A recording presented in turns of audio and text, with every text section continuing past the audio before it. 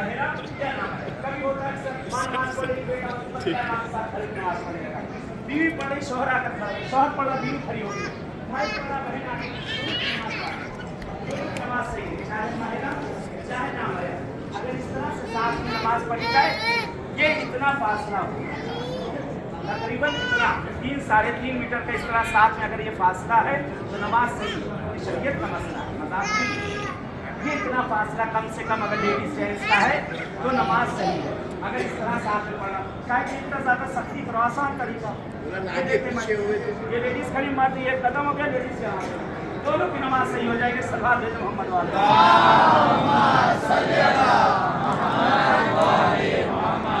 यहाँ मर्द का कदम है, पीछे लेडीज वहाँ पे नमाज सही हो जाएगी।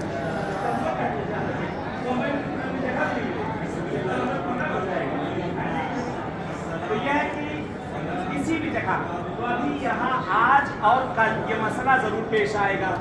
आप लोग देखिएगा पीछे आप लोग खड़ी हो जाए। और दूसरी गुजारिश सबसे सारे लोगों से, मुस्तहब नमाजों में अजान और अकामत की ज़रूरत नहीं होती है। मुस्तहब नमाजों में अजान और अकामत की ज़रूरत नहीं होती है। सजदे का जिक्र एक मरतबा सुभान रब्बियल आला व बिहम्दिही, रुकू सुभान रब्बियल अज़ीम व बिहम्दिही, कुनूत अल्लाहुम्मा सल्लि अला मुहम्मद व आलि मुहम्मद। खत्म हो गई नमाज। काकी